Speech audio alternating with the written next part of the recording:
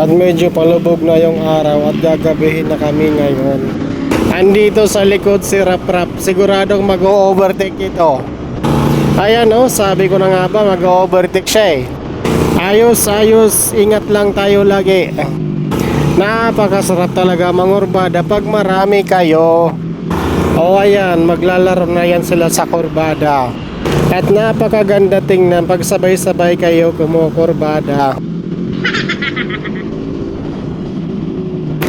Yan, maganda, sabay-sabay kumukurbada. Nag-i-enjoy ako sa rides na ito dahil mga walwal yung mga kasama ko. Gago! At dahil hapon na, nagwawalwalan na yung mga kasama ko. What? Bro, what are you talking about, man? Gago!